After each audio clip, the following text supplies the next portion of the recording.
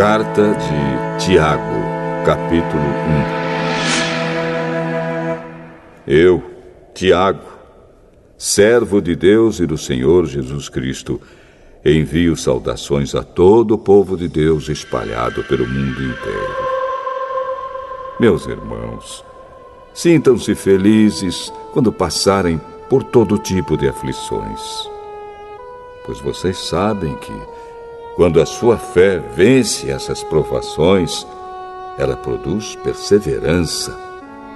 Que essa perseverança seja perfeita, a fim de que vocês sejam maduros e corretos, não falhando em nada.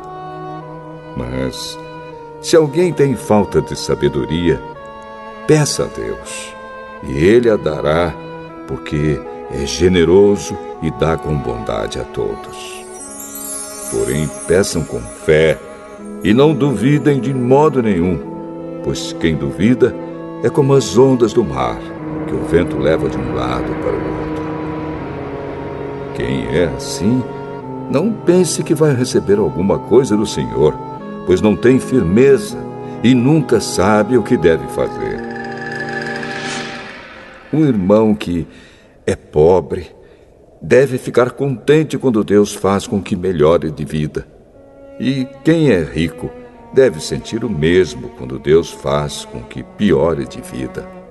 Pois quem é rico desaparecerá como a flor da erva do campo. Quando o sol brilha forte e o seu calor queima a planta, aí a flor cai e a sua beleza é destruída. Do mesmo modo, quem é rico será destruído no meio dos seus negócios. Feliz é aquele que nas aflições continua fiel, porque depois de sair aprovado dessas aflições, receberá como prêmio a vida que Deus promete aos que o amam. Quando alguém for tentado, não diga: esta tentação vem de Deus. Pois Deus não pode ser tentado pelo mal, e Ele mesmo não tenta ninguém. Mas as pessoas são tentadas quando são atraídas e enganadas pelos seus próprios maus desejos. Então esses desejos fazem com que o pecado nasça, e o pecado, quando já está maduro, produz a morte. Não se enganem, meus queridos irmãos. Tudo de bom que recebemos e tudo o que é perfeito vem do céu, vem de Deus, o Criador das luzes do céu. Ele não muda, nem varia de posição, o que causaria a escuridão. Pela sua própria vontade, Ele fez com que nós nascêssemos por meio da palavra da verdade, a fim de ocuparmos o primeiro lugar entre todas as suas criaturas. Lembrem disto, meus queridos irmãos. Cada um esteja pronto para ouvir, mas demore para falar e ficar com raiva, porque a raiva humana não produz o que Deus aprova. Portanto, deixem todo costume imoral e toda má conduta. Aceitem com humildade a mensagem que Deus planta no coração de vocês, a qual pode salvá-los. Não se enganem. Não sejam apenas ouvintes dessa mensagem, mas a ponham em prática. Porque aquele que ouve a mensagem e não a põe em prática é como uma pessoa que olha no espelho e vê como é. Dá uma boa olhada, depois vai embora e logo esquece a sua aparência. O Evangelho é a lei perfeita que dá liberdade às pessoas. Se alguém examina bem essa lei e não a esquece, mas a põe em prática, Deus vai abençoar tudo que essa pessoa fizer. Alguém está pensando que é religioso? Se não souber controlar a língua, a sua religião não vale nada, e ele está enganando a si mesmo. Para Deus, o Pai, A religião pura e verdadeira é esta: ajudar os órfãos e as viúvas nas suas aflições e não se manchar com as coisas más deste mundo.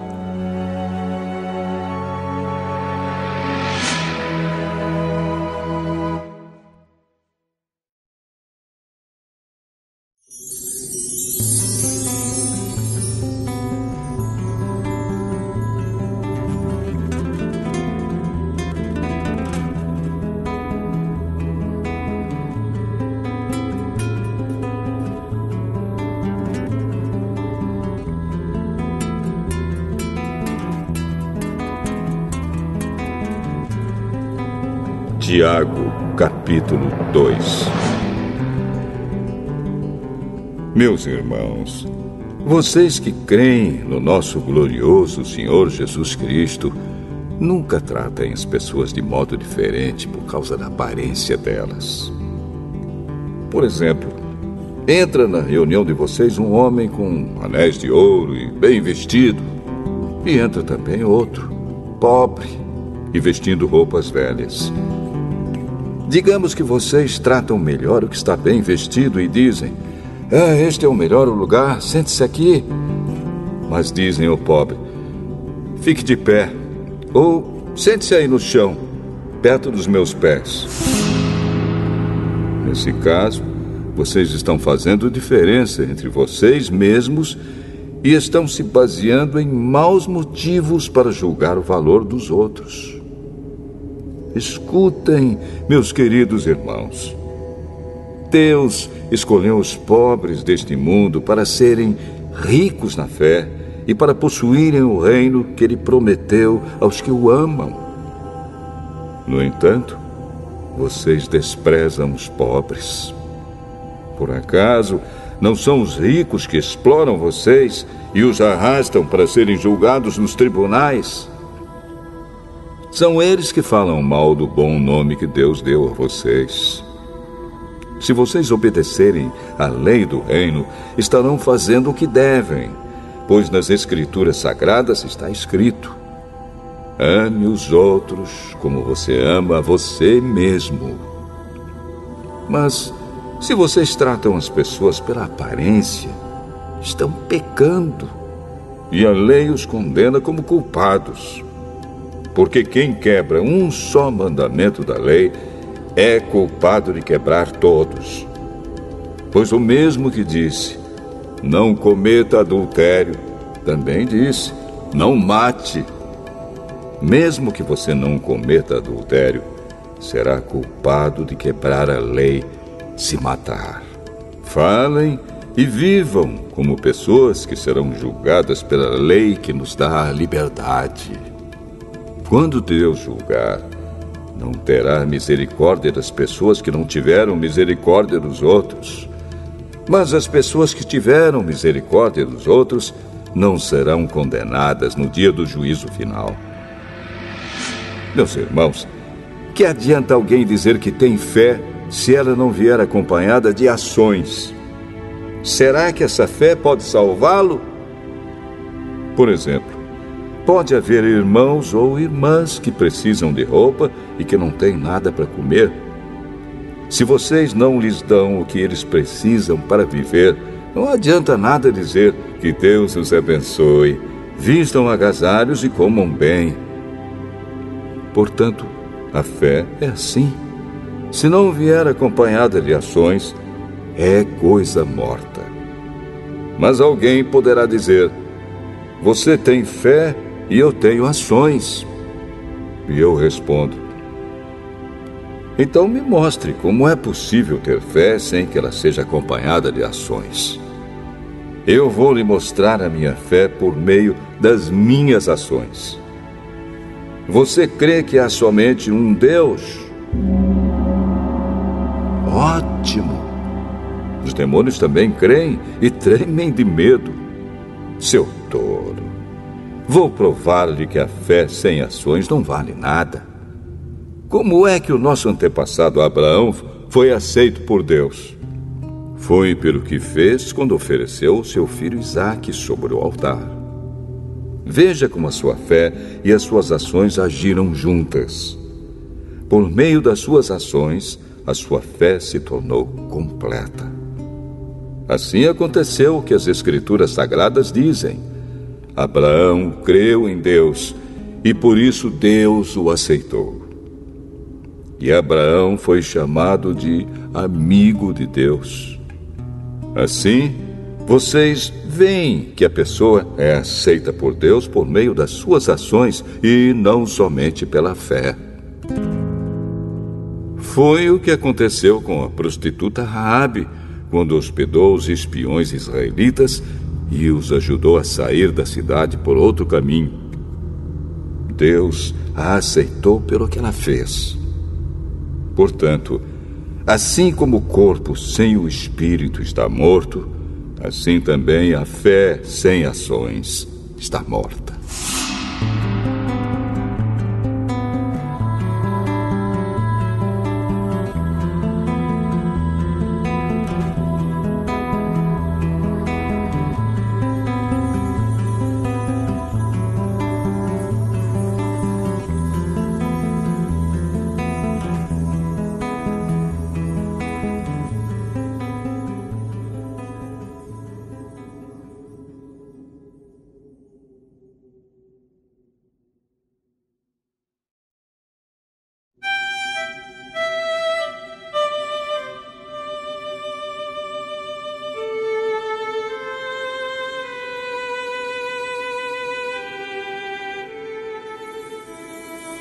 Tiago, capítulo 3.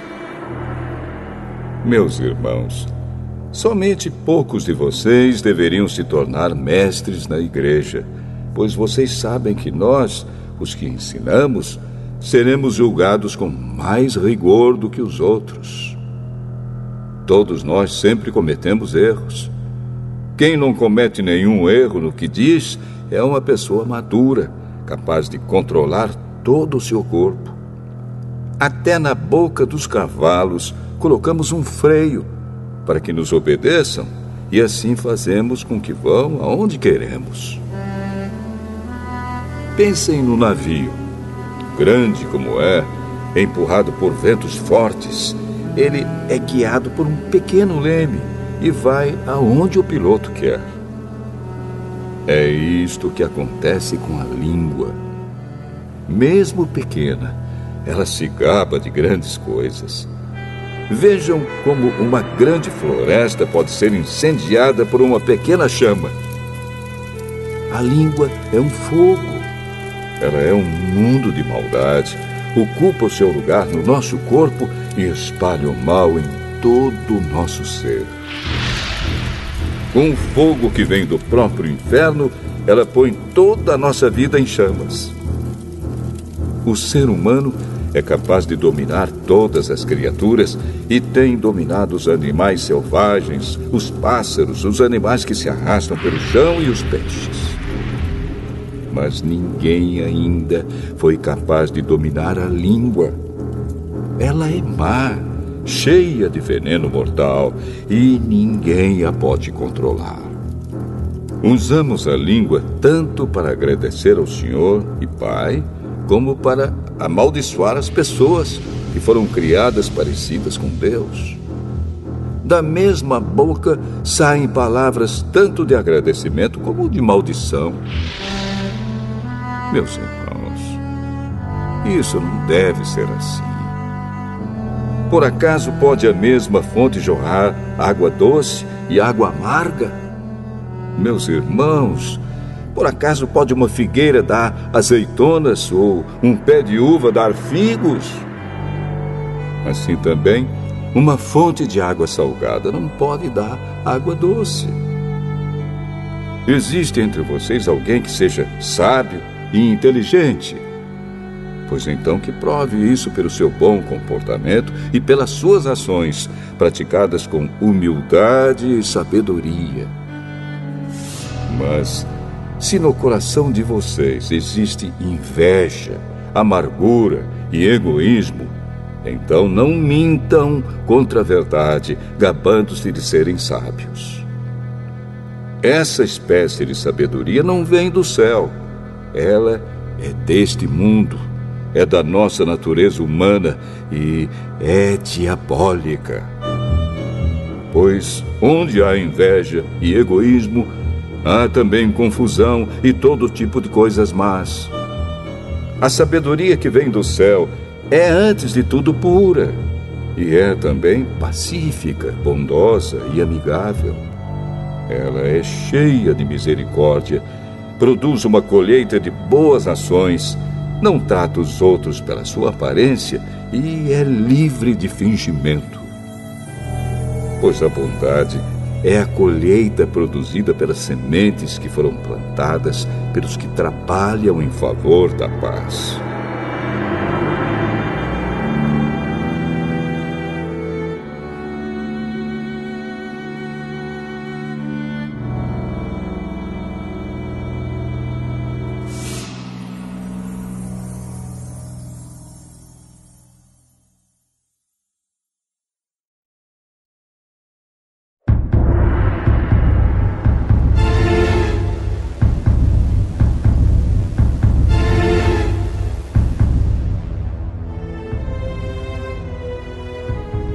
Tiago, capítulo 4. De onde vêm as lutas e as brigas entre vocês? Elas vêm dos maus desejos que estão sempre lutando dentro de vocês. Vocês querem muitas coisas, mas como não podem tê-las, estão prontos até para matar a fim de consegui-las. Vocês as desejam ardentemente, mas, como não conseguem possuí-las, brigam e lutam. Não conseguem o que querem porque não pedem a Deus. E quando pedem, não recebem porque os seus motivos são maus. Vocês pedem coisas a fim de usá-las para os seus próprios prazeres. Gente infiel, será que vocês não sabem que ser amigo do mundo é ser inimigo de Deus? Quem quiser ser amigo do mundo se torna inimigo de Deus. Não pensem que não quer dizer nada esta passagem das Escrituras Sagradas. O Espírito que Deus pôs em nós está cheio de desejos violentos.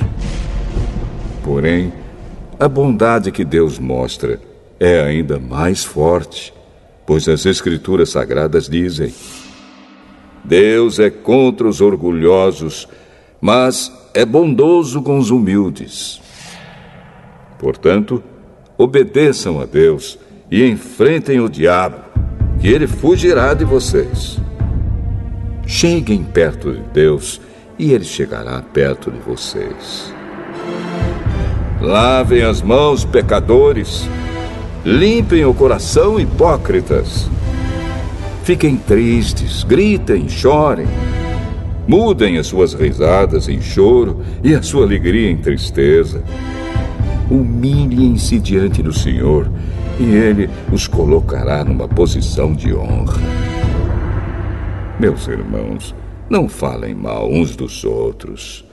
Quem fala mal do seu irmão em Cristo ou o julga, está falando mal da lei e julgando-a. Pois, se você julga a lei, então já não é uma pessoa que obedece à lei, mas é alguém que a julga. Deus é o único que faz as leis e o único juiz. Só Ele pode salvar ou destruir. Quem você pensa que é para julgar os outros? Agora escutem, vocês que dizem: hoje ou amanhã iremos a tal cidade e ali ficaremos 1 ano fazendo negócios e ganhando muito dinheiro. Vocês não sabem como será a sua vida amanhã, pois vocês são como uma neblina passageira que aparece por algum tempo e logo depois desaparece. O que vocês deveriam dizer é isto: se Deus quiser, estaremos vivos e faremos isto ou aquilo. Porém, vocês são orgulhosos e vivem se gabando. Todo esse orgulho é mau. Portanto, comete pecado a pessoa que sabe fazer o bem e não faz.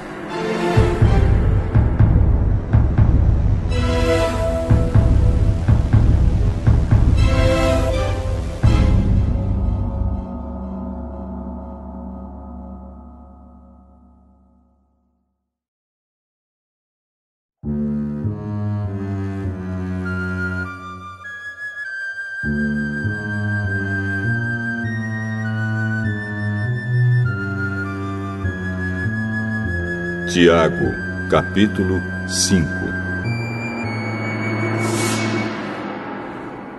Agora, ricos, escutem. Chorem e gritem pelas desgraças que vocês vão sofrer. As suas riquezas estão podres e as suas roupas finas estão comidas pelas traças. O seu ouro e a sua prata estão cobertos de ferrugem. E essa ferrugem será testemunha contra vocês, e como fogo comerá o corpo de vocês. Nestes últimos tempos, vocês têm amontoado riquezas e não têm pago os salários das pessoas que trabalham nos seus campos. Escutem as suas reclamações. Os gritos dos que trabalham nas colheitas têm chegado até os ouvidos de Deus, o Senhor Todo-Poderoso. Vocês têm tido uma vida de luxo e prazeres aqui na terra e estão gordos como o gado pronto para o matadouro. Vocês têm condenado e matado os inocentes e eles não podem fazer nada contra vocês. Por isso, irmãos, tenham paciência até que o Senhor venha. Vejam como o lavrador espera com paciência que a sua terra dê colheitas preciosas. Ele espera pacientemente pelas chuvas do outono e da primavera. Vocês também precisam ter paciência. Não desanimem, pois o Senhor virá logo. Irmãos, não se queixem uns dos outros para não serem julgados por Deus. O juiz está perto, pronto para vir. Lembrem dos profetas que falaram em nome do Senhor e os tomem como exemplo de paciência nos momentos de sofrimento. E nós achamos que eles foram felizes por terem suportado o sofrimento com paciência. Vocês têm ouvido a respeito da paciência de Jó e sabem como no final Deus o abençoou. Porque o Senhor é cheio de bondade e de misericórdia. Acima de tudo, meus irmãos, quando vocês prometerem alguma coisa, não jurem pelo céu, nem pela terra, nem por nada mais. Digam somente sim quando for sim, e não quando for não, para que Deus não os condene. Se algum de vocês está sofrendo, ore. Se alguém está contente, cante hinos de agradecimento. Se algum de vocês estiver doente, que chame os presbíteros da igreja para que façam oração e ponham azeite na cabeça dessa pessoa em nome do Senhor. Essa oração feita com fé salvará a pessoa doente. O Senhor lhe dará saúde e perdoará os pecados que tiver cometido. Portanto, confessem os seus pecados uns aos outros e façam oração uns pelos outros para que vocês sejam curados. A oração de uma pessoa obediente a Deus tem muito poder. O profeta Elias era um ser humano como nós. Ele orou com fervor para que não chovesse, e durante 3 anos e meio não choveu sobre a terra. Depois orou outra vez, e então choveu, e a terra deu a sua colheita. Meus irmãos, se algum de vocês se desviar da verdade e outro fizer voltar para o bom caminho, lembrem disto. Quem fizer um pecador voltar do seu mau caminho, salvará da morte esse pecador e fará com que muitos pecados sejam perdoados.